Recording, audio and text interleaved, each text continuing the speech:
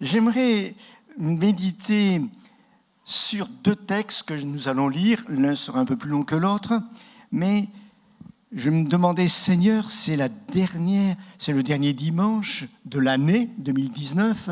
Qu'est-ce que nous pourrions partager ensemble? Alors, dans l'Évangile de Luc, au chapitre 17, j'aimerais lire un passage que vous connaissez.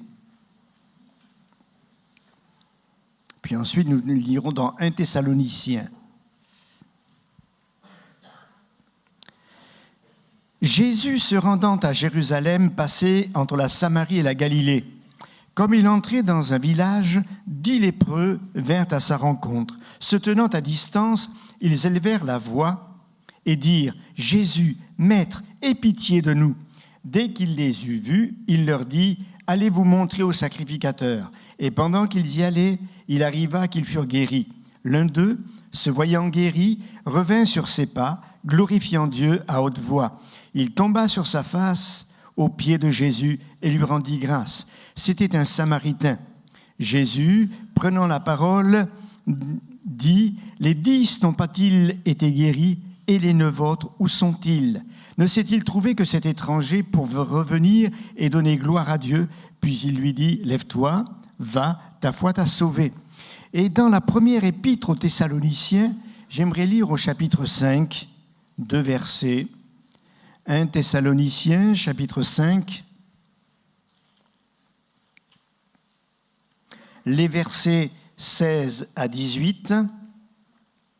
« Soyez toujours joyeux, priez sans cesse, rendez grâce en toutes choses, car c'est à votre égard la volonté de Dieu en Jésus-Christ. Amen. » Je crois que le récit de ces lépreux guéris en Samarie, je me demande s'il n'aurait pas pu être fait en France. Je m'explique. Nous avons un caractère, nous les Français, je suis français, nous avons un caractère, nous les Français, nous voyons toujours ce qui ne va pas, tout nous est dû. Quant au remerciement, ou voir ce qui est positif, ça passe derrière. C'est vrai ou c'est pas vrai? J'ai fait le tableau, hein? Et même si vous êtes d'une nationalité différente, mais que vous viviez en France, eh bien vous vous êtes mis dans la mentalité française. C'est pas la meilleure. D'ailleurs, la meilleure mentalité, c'est celle du ciel. Il n'y en a pas d'autre, hein, quels que soient les pays. Mais vous avez remarqué que Jésus fait un reproche. Il dit, et il pose la question, et où sont les 9 autres? 10 lépreux viennent, ils se tiennent à distance, Jésus les guérit. Ils le remarquent lorsqu'ils s'en vont voir le prêtre qui va déclarer la guérison, parce que c'est une guérison morale et spirituelle, en premier. Donc, ils se rendent compte qu'ils sont guéris. Et les 10 sont guéris, un seul va revenir. Et on sent en Jésus cette souffrance, et les 9 autres, où sont-ils?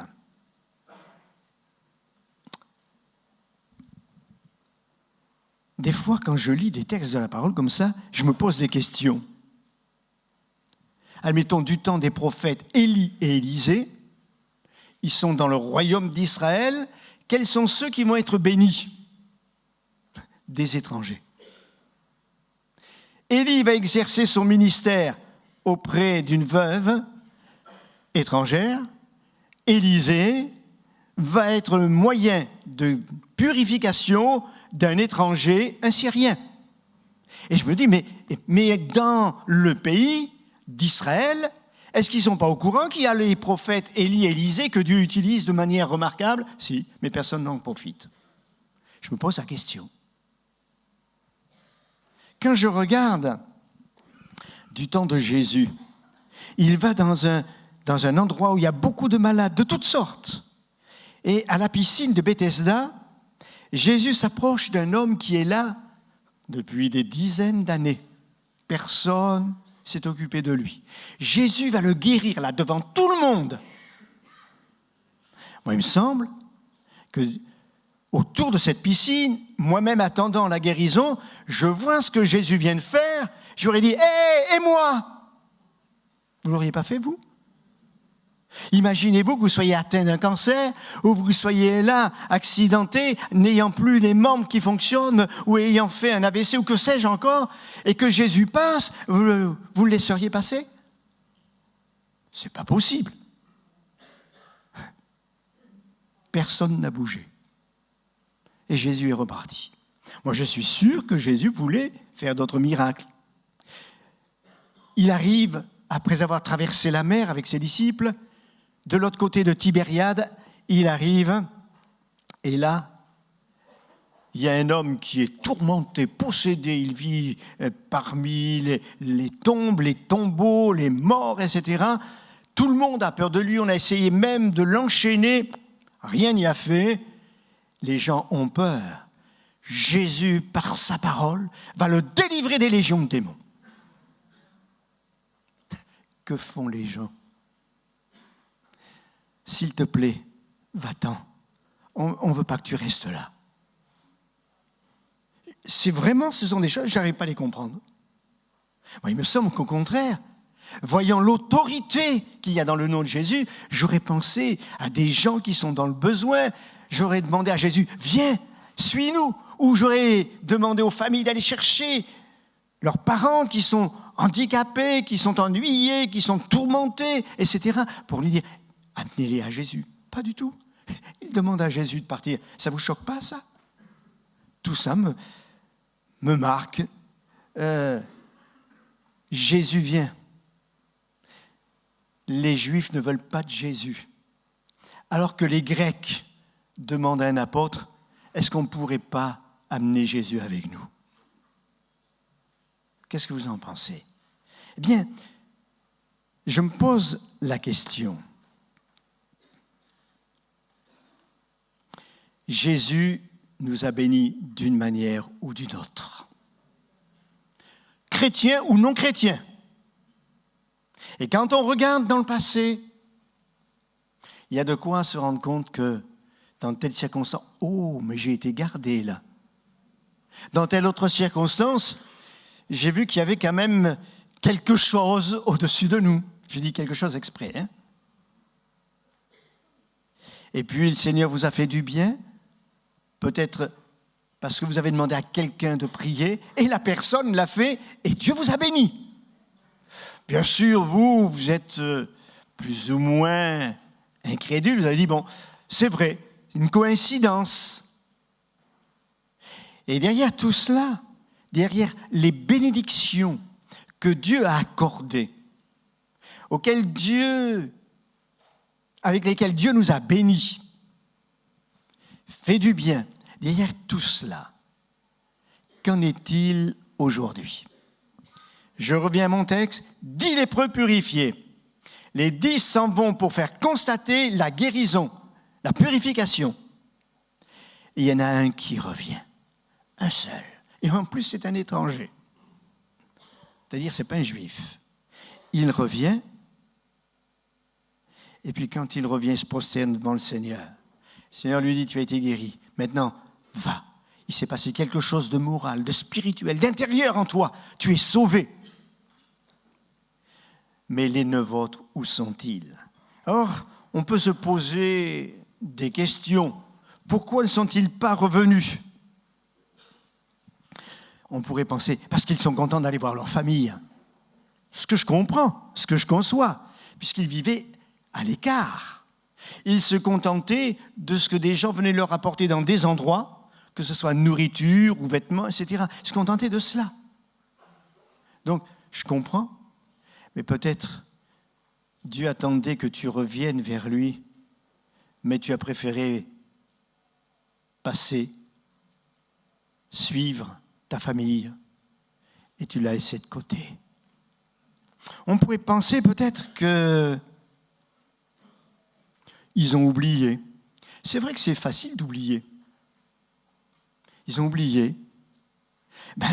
Sous l'élan de l'euphorie, 10 lépreux purifiés, ils ont oublié celui qui les a bénis. Ils vont voir le sacrificateur qui va confirmer la guérison, puis ils ont oublié d'aller remercier. Et ça, c'est quelque chose que je remarque beaucoup chez certaines personnes.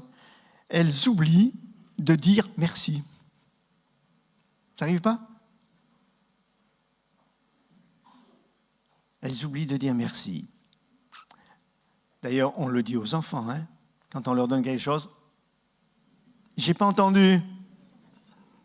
Je vois que c'est partout pareil. Hein. Peut-être que certains sont trop occupés parce qu'il faut qu'ils rattrapent des choses qu'ils n'ont pas pu faire. Et je le comprends. Mais il ne faut jamais oublier celui qui est le libérateur. Ah, des choses à faire, on en aura toujours. Et nous mourrons, il y aura toujours quelque chose à faire. Mais quand nous mourrons, on ne pourra plus revenir vers Jésus. C'est maintenant qu'il faut venir vers lui. Pas plus tard. Je dirais, dans ceux qui sont partis, peut-être certains pensaient, oui, mais on est purifié, mais je veux d'abord savoir si ça va tenir. Si c'est du solide, du vrai. Moi, je sais que la Bible nous dit que la bénédiction de Dieu n'est suivie d'aucun chagrin. Quand il agit, il agit. Je pense à un moment où ma femme, avant d'être ma femme, avait été guérie d'un certain problème. Quand nous nous sommes mariés, elle a eu comme les mêmes symptômes qui revenaient. Et là, ça l'a marqué dans son cœur. Si c'est pas possible, la maladie ne peut pas revenir. Nous avons prié, bien sûr, et puis, moi, je lui ai dit personnellement, c'est pas possible, tu as été guéri, et une fois pour toutes. Et sa mère le lui a dit aussi. On a refait tous les examens, elle était, oh, vous le dites pas fort, hein? Moi je pourrais le dire, elle était guérie. La bénédiction de Dieu n'est suivie d'aucun chagrin. Et ça, c'est important. Alors, ils n'avaient pas besoin, mais nous sommes comme cela. Nous sommes des incrédules, de nature. C'est pour ça qu'il nous faut la grâce de Dieu. Peut-être également, ils ont fait comme tous les autres. Ils ont vu que les autres allaient. Peut-être qu'ils avaient intérieurement le désir de revenir le remercier. C'est possible. Mais comme ils ont vu que les autres ne revenaient pas, eh bien, ils ont fait comme monsieur tout le monde. Et bien des fois, il y a des gens qui voudraient venir à Jésus, prendre position pour Jésus, remercier Jésus, qui ont une étincelle de foi dans leur cœur, mais ils ne le font pas parce qu'ils font comme le monde. Or, chacun rendra compte à Dieu pour lui-même. Jour où nous comparaîtrons devant le Seigneur, je ne pourrais pas lui dire, tu sais Seigneur, j'ai fait comme les autres, c'est tout, je ne suis pas pire. Bien sûr que tu n'es pas pire, mais c'est parce qu'il te sauvera. Celui qui croira et qui sera baptisé sera sauvé. Que Dieu soit béni. Je pense également, peut-être que parmi ceux qui ont été guéris, certains disaient, après tout, je l'ai mérité cette guérison, moi je ne dois rien à personne, je n'ai pas remercié Dieu, j'avais rien fait de mal pour être lépreux. Et il y en a beaucoup comme ça. Pourquoi suis-je tombé malade? Pourquoi suis-je tombé dans tel domaine? Pourquoi on se pose des questions? Dans le fond, on ne mérite rien. Nous sommes tous des pécheurs. Il n'y a pas un juste, pas même un seul. Nous avons tous besoin de la grâce de Dieu. Alors, il ne méritait pas plus une guérison que les autres, mais ce qu'il pouvait, c'est revenir vers Jésus, aux yeux duquel il avait trouvé grâce. Je pense qu'il y en a qui ne veulent pas changer de religion. Alors, moi, je reste dans ce qu'on m'a appris, ce qui n'est pas toujours vrai d'ailleurs, dans le domaine de la vie. Parce que dans le domaine de la vie, il y a des choses qu'on a apprises qui ne sont plus vraies aujourd'hui, et on accepte les changements. Alors pourquoi n'accepterions-nous pas que l'Évangile nous interpelle pour nous ramener à l'essentiel, non pas à des saints ou à toutes sortes de personnes que les hommes ont élevées, mais pour nous ramener à l'essentiel. L'essentiel, c'est Jésus. C'est lui l'essentiel. C'est pas ce qu'on m'a appris, ce que je crois. L'essentiel, c'est Jésus. Puis, peut-être, certains pensent qu'ils n'ont pas eu besoin de venir parce que ils n'en ont plus besoin. Maintenant, ils sont guéris. Ils n'ont plus besoin de lui. Tu n'as peut-être pas besoin de lui en tant que médecin, mais tu as besoin de lui en tant que sauveur. Tu as besoin de lui en tant qu'aide de toute ta vie. Et quand je regarde ce texte, vraiment, je me dis, ça aurait pu se passer dans notre pays de France. Parce que nous sommes, et j'en arrive à un point crucial, ingrats. Nous sommes ingrats. Et quand nous travaillons dans l'administration, j'y ai travaillé, quand nous entendons parler les gens, ils parlent de revendications, voilà les droits que j'ai. Et tout le monde parle des droits. Ça m'est dû. Les gens ne parlent pas de devoirs, hein, mais ils parlent de droits. Eh bien, c'est vrai que le Seigneur nous fait grâce, il nous aime, il nous fait des dons, que Dieu soit béni. Il veut nous bénir encore davantage. Mais je crois qu'il y a quelque chose que nous devons réaliser et que nous avons lu dans la première épître de Paul aux Thessaloniciens au chapitre 5. Je ne sais pas si vous avez remarqué ce mot, mais pour moi, il a son importance lorsque l'apôtre Paul dit « Rendez grâce en toutes choses, car c'est à votre égard la volonté de Dieu en Jésus-Christ. » Là où il est marqué « Rendez grâce en toutes choses », d'autres traductions disent « Soyez reconnaissants » ou « Ayez de la gratitude ». Ça veut dire la même chose. Rendez grâce en toutes choses, car c'est à votre égard la volonté de Dieu. Dieu attend que nous puissions lui rendre grâce, être reconnaissants de bien des choses. Alors, j'aimerais parler de 10 raisons, mais ce n'est pas les 10, ce n'est pas exhaustif. Quand je dis 10, mais il y en a tant d'autres qu'on pourrait ajouter, mais qui sont principales dans notre vie. 10 raisons de manifester de la reconnaissance à notre Dieu. La première, c'est que notre nom est inscrit dans le livre de vie. Et ça, personne ne peut l'effacer. Il n'y a que lui qui pourrait l'effacer. Mais il n'a pas l'intention, si nous marchons avec lui, malgré nos imperfections. Il ne le fera pas. Mais mon nom est inscrit dans le livre de vie. Vous imaginez ce que ça veut dire ? Je peux maintenant mourir devant vous d'une syncope. Mon nom est inscrit dans le livre de vie. À la limite, je serais heureux de mourir en prêchant. Mais peu importe. Ce que je veux dire, mais quelle assurance ! Quelle joie ! Alors que les gens pleurent leur mort, et une fois qu'ils sont morts, ils veulent même déplacer leur tombe, etc. Pour nous, ça n'a aucune valeur.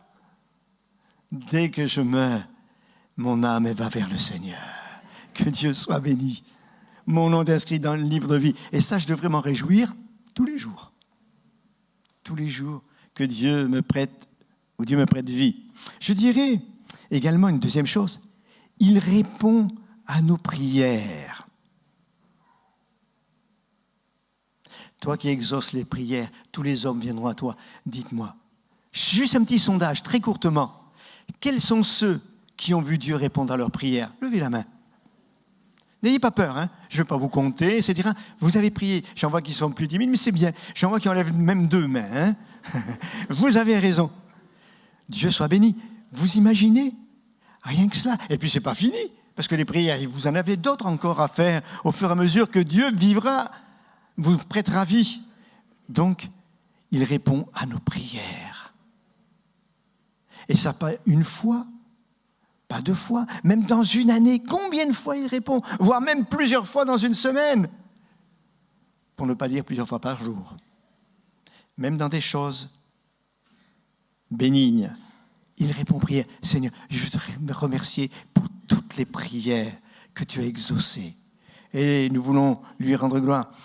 Je dirais, Troisième raison, il pourvoit nos besoins. Alors là, chacun a des besoins différents, mais je peux vous assurer que quand nos enfants étaient petits, maintenant même que nous sommes 2, Dieu pourvoit nos besoins. Il pourvoit. Je ne vais pas dire certaines choses qui sont peut-être trop personnelles, mais je me souviens que mes filles se souviennent qu'un matin, c'était dans Charente, on n'avait pas grand-chose ce matin-là, et puis on se demandait comment on allait faire.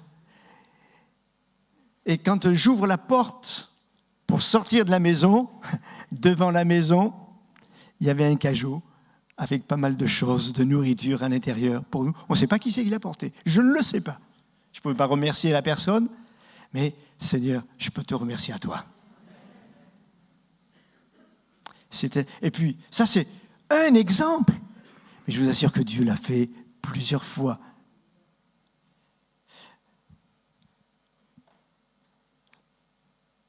Oui, ma femme me fait signe, le nombre de fois. Hein? On va vous donner un exemple. C'était amusant. On allait faire une réunion le soir à la campagne. Nous étions dans l'Aude. Et puis, c'était des moments difficiles, restrictions. Et en sortant, dans ces régions de vignes, il y avait beaucoup de lièvres, etc. Elle dit, si Dieu peut nous en donner un. Puis alors, en s'amusant, elle dit ça en s'amusant. Lapin sortait. Pof, un lapin qui sort. Toc, sous la voiture. Je ne l'ai pas cherché. Je vous assure que c'est vrai. On l'a pris. On a remercié Dieu pour le lapin. D'ailleurs, dans cette région, j'en ai tué plusieurs que je donnais aux chrétiens quand je roulais. Elle a essayé de le refaire, on n'en avait pas besoin, ça n'a pas marché. Je la taquine. Mais tous nos besoins, dans les besoins vestimentaires, dans d'autres besoins, Dieu est là. Et ça vaut la peine de le remercier et de remercier parfois les gens qui ont été les intermédiaires pour que nous puissions en bénéficier. Je pourrais dire, nous sommes bénis de manière merveilleuse, protégés, parce que la Bible nous dit, Dieu est pour nous. Il est pour nous. Je ne sais pas si vous avez des gens pour vous ou contre vous, mais je peux vous dire que Dieu est pour nous. Et si Dieu est pour nous, qui sera contre nous? Et ça, c'est une réalité. La raison pour laquelle, parfois, les gens ont toujours peur du diable, ils parlent du diable, non. Moi, le moins j'en parle, le mieux c'est, parce que Dieu est pour moi, Dieu est avec moi, Dieu est en moi, comme il est avec vous, comme il est en vous. Et ce qui compte, c'est qu'il soit pour vous. Quant à toutes les autres attaques, ne vous inquiétez pas, il sera là pour vous donner la victoire. Qu'est-ce qui est formidable? C'est que Dieu nous a donné une famille spirituelle. Et ça, c'est important. Bien sûr, nous avons nos familles respectives. Quand elles sont converties, ça va. On est sur la même longueur d'onde. Quand elle n'est pas convertie, c'est pas toujours facile, c'est pas toujours évident. Mais quelle joie quand on se retrouve dans la famille de Dieu. Quelle joie quand on se retrouve ensemble et qu'on a des problèmes, on a des souffrances. Il n'y a pas longtemps, il y avait une jeune fille, j'étais de passage, je ne me souviens plus pourquoi, ici. Ah oui, ça y est, je me souviens. Et j'ai vu une jeune fille qui s'est approchée de Chantal, et jeune fille qui avait les larmes, et puis j'ai vu qu'elle allait lui parler. J'ai dit, combien c'est formidable. Hein? Elle a des souffrances, elle a peut-être des problèmes qui ne me regardent pas, puis je ne suis pas au courant et je ne veux pas le savoir, mais elle a été trouver quelqu'un qui l'aimait et qui l'aiderait. C'est bon de savoir que nous avons des frères et des sœurs, et s'il nous arrive quelque chose, eh bien, j'ai un frère, j'ai une sœur, et on peut prier.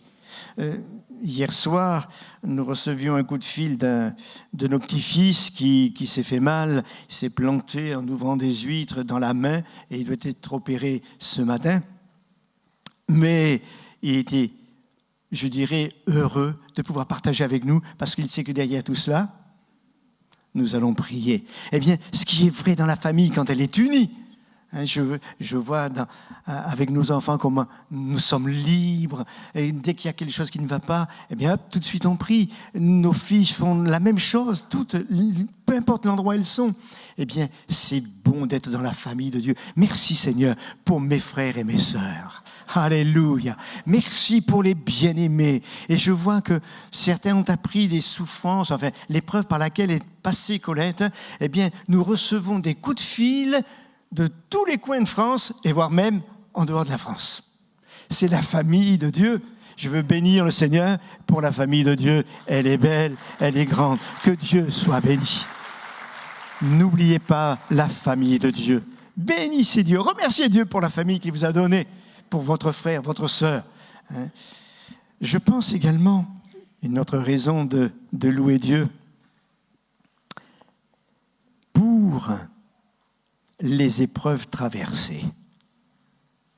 Ah, je vais remercier Dieu pour les épreuves. Eh oui, c'est pas moi qui le dis, c'est l'apôtre Jacques. Regardez comme un sujet de joie les différentes épreuves par lesquelles vous êtes passés. Il est un chant que j'ai beaucoup aimé, beaucoup chanté, dont se souviennent Daniel et Chantal. Merci Seigneur pour les épreuves de la vie. Parce qu'au travers des épreuves de la vie, c'est là où on se tient peut-être le plus devant le Seigneur, et c'est là qu'on voit sa main puissante et bénissante. Alors, je ne vais pas réclamer les épreuves. Oh non! Mais je le remercie pour toutes les épreuves par lesquelles je suis passé, où le Seigneur m'en a rendu vainqueur. Il m'a fortifié, ma foi a grandi. Je veux louer le Seigneur. L'épreuve n'est pas là pour nous terrasser, pour nous faire oublier, abandonner Dieu. Non, non, elle est là pour nous mettre dans une dimension spirituelle encore plus grande. Que Dieu soit béni. Oh, merci Seigneur pour les épreuves de la vie. Je dirais autre chose qui me réjouit et pour lequel je suis reconnaissant à Dieu, pour les occasions qu'il nous donne de témoigner. Je ne sais pas si vous aimez témoigner. C'est peut-être pas facile pour tout le monde, mais j'aime quand je peux parler du Seigneur Jésus. Ça, pour moi, c'est ma vie, et j'essaie par tous les moyens d'adresser une parole. Et il n'y a pas longtemps, avec Colette, pour ceux qui ne connaissent pas le nom Colette, c'est ma femme. Avec Colette, nous étions dans un endroit, et puis nous avons eu une amitié avec cette personne, cette dame, et puis nous l'avons invitée à la maison. Et là, quand elle est venue, on a essayé de lui rendre témoignage, simplement, et puis elle nous a écoutés. Puis à un moment donné, je ne sais plus si c'est Colette ou moi, peu importe, nous sommes tous les deux entre les mains de Dieu, et on lui a dit quelque chose, et là, on a vu les larmes qui venaient. C'était en plein dans le mille pour frapper son cœur. Et là, elle nous a embrassés, quelque chose s'est passé. Je dis bien quelque chose s'est passé. Elle m'a dit après, personnellement, ce qu'il en était. Elle doit revenir nous voir, l'occasion de témoigner. Je suis heureux quand je prends un transport quelconque et puis que je peux dire quelques paroles de Jésus. Je suis heureux quand parfois je prends quelqu'un dans la voiture et puis je peux partager des paroles de Jésus. C'est de la joie, ça. Vous imaginez que c'est un privilège que Dieu nous donne de témoigner à quelqu'un qui peut-être n'entendra plus jamais de sa vie parler de Jésus et qui là recevra la parole que vous allez lui apporter. Quel privilège! Moi, je veux remercier Dieu pour ceux qui m'ont parlé. Je veux remercier Dieu pour les occasions qu'il me donne. Et je les note pour que le Seigneur mette d'autres maillons dans la chaîne de son amour pour que ces personnes soient sauvées. Je dirais, je remercie Dieu également, et nous pouvons le faire pour la parole qu'il nous a laissée. Dans des pays, vous ne pouvez pas avoir la Bible. Dès qu'on en trouve une, on la brûle, on la jette. Dans certains pays, c'est vous qu'on brûle. Dans certains autres pays, c'est très difficile. Et nous pouvons avoir des Bibles dans toutes les versions possibles et inimaginables. On peut les lire. Je veux louer le Seigneur, le remercier pour la parole que nous avons. J'y pensais ce matin. J'en avais 2 sur le bureau. J'avais celle-là et puis une autre. Ah Seigneur, merci pour ta parole. Elle est formidable, ta parole.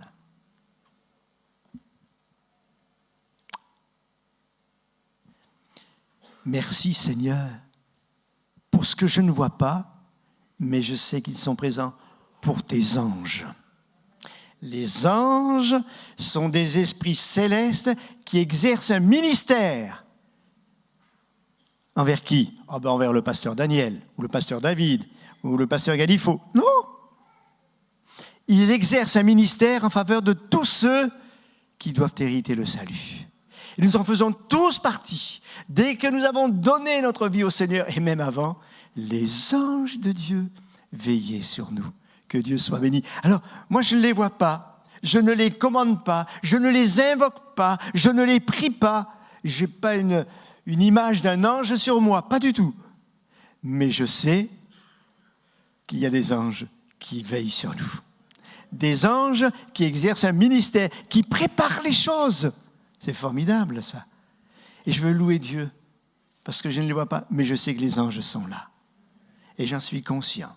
Et ça m'est arrivé de me trouver parfois dans des endroits où il y avait la présence des anges. Je la ressentais. Il n'y avait pas du monde comme ça. C'était des endroits particuliers, privés, mais je sentais la présence des anges. Je bénis le Seigneur. Ça vaut la peine de louer Dieu. Je ne suis pas seul. Il y a des anges qui sont là.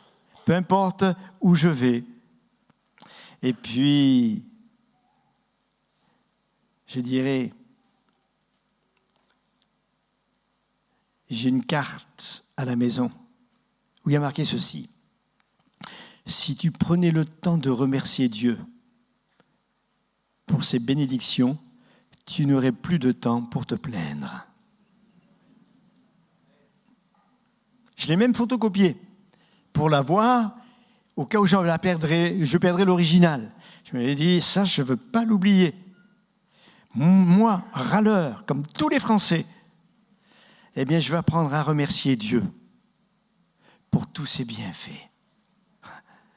Je viens de Montauban à Toulouse, on prend l'autoroute, c'est un tapis de velours. On râle parce qu'il y a des bouchons. Vous êtes allés sur les pistes en Afrique ?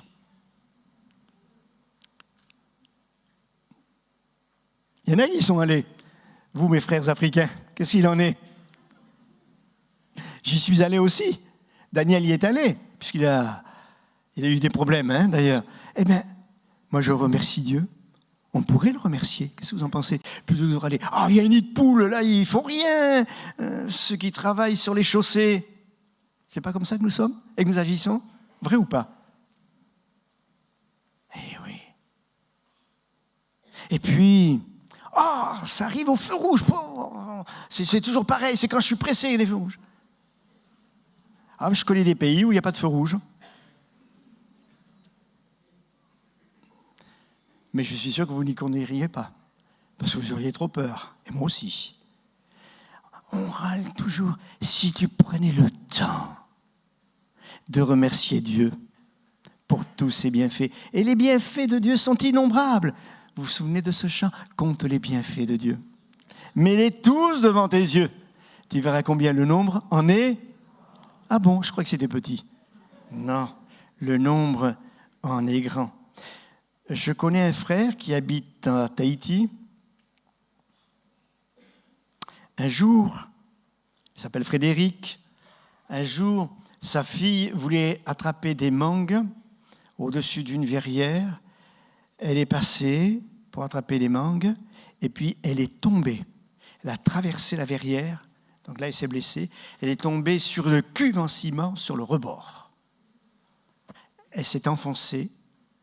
Elle est tombée, elle ne respirait plus, elle était bleue. Et Frédéric a prié, a dit, Seigneur, c'est ma dernière, c'est toi qui me l'as donnée parce qu'on te l'a demandé. Tu ne vas pas me la reprendre maintenant ? Et il a pleuré, il a prié. Les médecins sont arrivés, etc. Elle était là, inanimée, et il priait. Et Dieu est intervenu.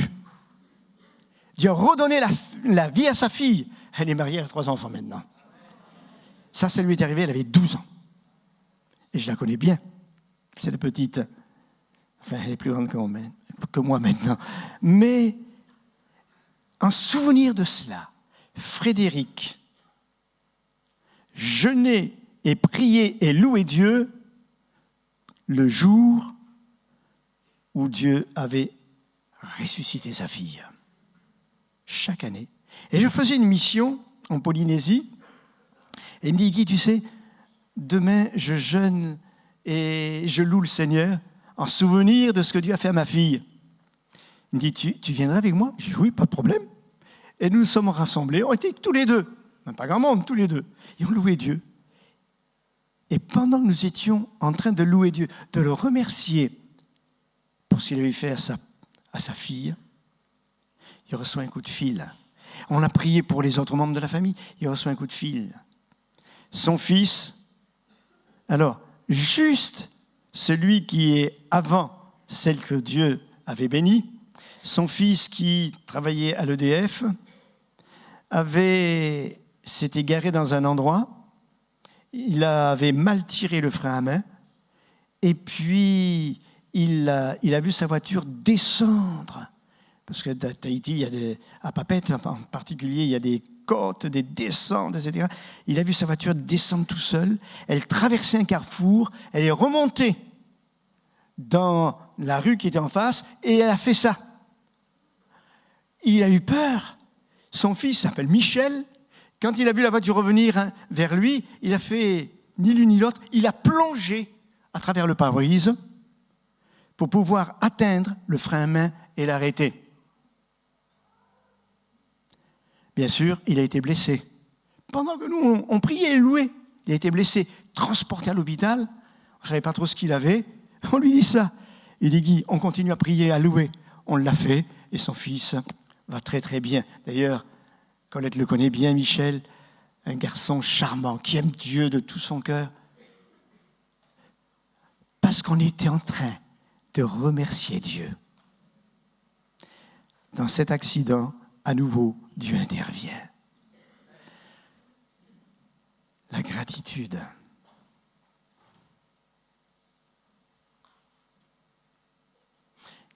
Hier, dans la journée, je recevais un coup de fil d'une famille chrétienne qui m'appelait d'une région où nous avons travaillé avec Colette.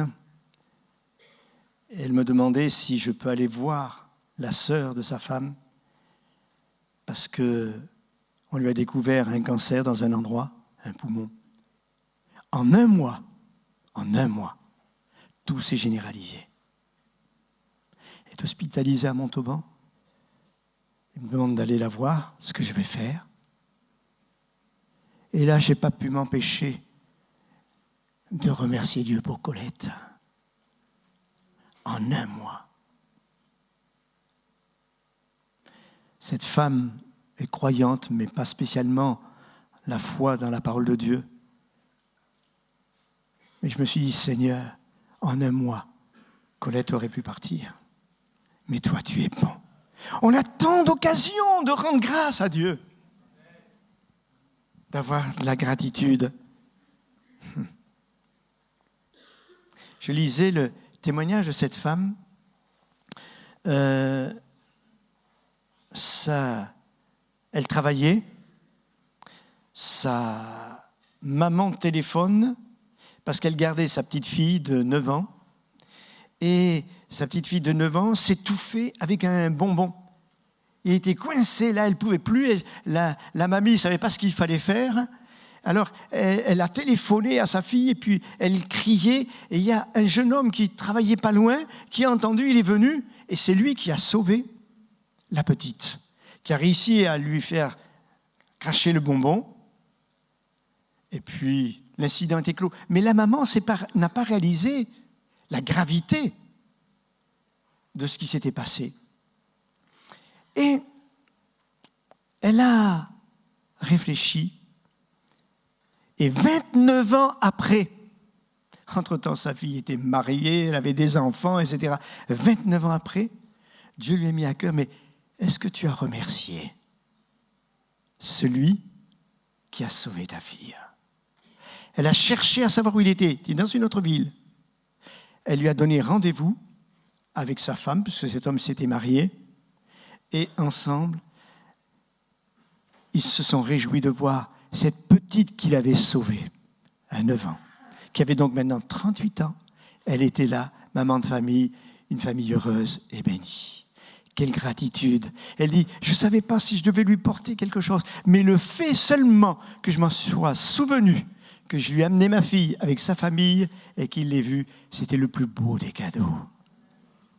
Est-ce que nous sommes comme ces 9 lépreux ou est-ce que nous sommes comme ce Samaritain, rempli de reconnaissance et de gratitude? On raconte, ça c'est pas une expérience, on raconte l'histoire d'un homme, était-ce un rêve, ça j'en sais rien, qui a trouvé le dépôt où Satan conservait les mauvaises graines qu'il sème dans les cœurs des gens. Un dépôt de graines, il y avait la jalousie, la colère, la haine, le meurtre, l'adultère, tout ce qu'on veut, le découragement, etc. Et ça prenait racine dans tous les cœurs humains.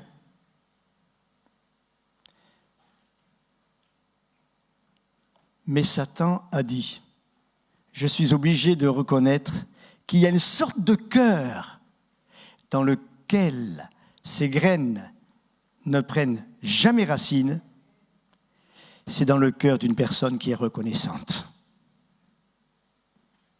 Ça m'a frappé, ça. C'est vrai que quand on est reconnaissant à Dieu, on le remercie pour toutes choses. Il n'a pas sa place pour mettre sa graine de revendication, de plainte, de gémissement, de découragement. Il ne peut pas la mettre. Le cœur est plein de reconnaissance.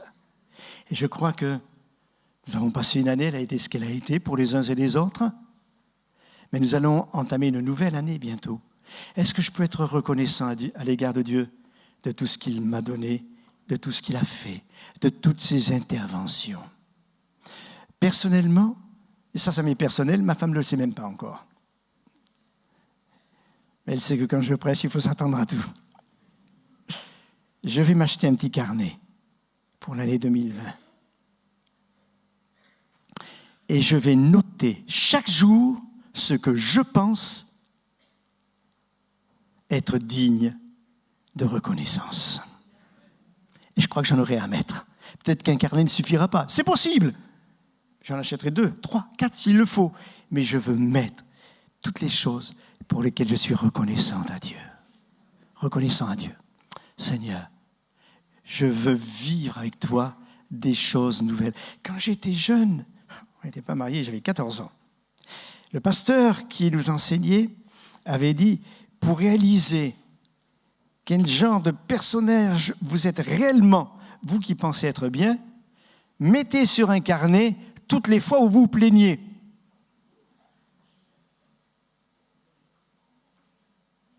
C'est M. Abercrombie. Ben moi, j'ai acheté le carnet, j'avais 14 ans. Puis j'ai commencé. J'ai arrêté avant. Mais j'ai été sincère, pendant une semaine, je l'ai fait. Alors, non, je ne veux pas me décourager à faire ça, parce que si je vois toutes les fois où ça ne va pas, ça va me décourager encore plus. Jamais tu y arriveras. Mais je veux noter toutes les bénédictions, toutes les fois où j'ai lieu de le louer, de le remercier, même si je ne comprends pas. Je suis arrêté à un feu rouge, là, je suis pressé. Puis il y a quelqu'un qui passe, qui est peut-être en difficulté. Seigneur, bénis cette personne. Elle a besoin de toi. Vous savez que le fait de penser à la bénédiction pour cette personne, c'est quelque chose qui portera ses fruits. Alors je veux le faire. Voilà ce que je voulais partager avec vous. C'est la fin de l'année. Je regarde en arrière. Seigneur, certainement, j'ai bien des choses pour lesquelles je peux te dire merci. Être reconnaissant. Mais surtout, je veux commencer l'année 2020 avec encore beaucoup plus de confiance, de foi, de gratitude. Je veux que tu sois glorifié et élevé. C'est mon désir et je souhaite que ce soit celui de l'Église. Alléluia. Tu es digne de louange. Tu es digne d'adoration. Tu es digne d'être élevé au milieu de nous. Tu es digne pour que les gens puissent apprendre à avoir un autre caractère, à avoir un autre sentiment. Nous sommes dans le monde, mais nous ne sommes pas du monde. Nous sommes peut-être français, mais nous ne sommes pas de caractère râleur, parce que nous sommes des chrétiens. Que Dieu soit béni. Je veux ressembler à celui qui m'a sauvé. Je veux ressembler à ceux qui glorifient Dieu. Quand je vois des gens qui n'ont rien, mais rien pour pouvoir se déplacer, qui n'ont rien pour faire une chose ou une autre, mais qui sont heureux et qui remercient, ils remercient la vie d'être comme ça, je me dis, Seigneur, moi je veux être encore plus qu'eux, parce que tu m'as donné une bonne santé, je peux me déplacer, je ne suis pas malheureux, tu m'as donné une famille spirituelle, tu nous as donné des belles familles. Je veux te louer. Je veux te louer. Si chacun nous pouvions louer Dieu, la Bible nous dit, rendez grâce en toutes choses, car c'est à votre égard la volonté. Donc la volonté de Dieu, vous voulez la faire, la volonté de Dieu? C'est de le louer, même pour ce que vous ne comprenez pas, car toutes choses concourent au bien de ceux qui aiment Dieu. Est-ce qu'on peut louer le Seigneur?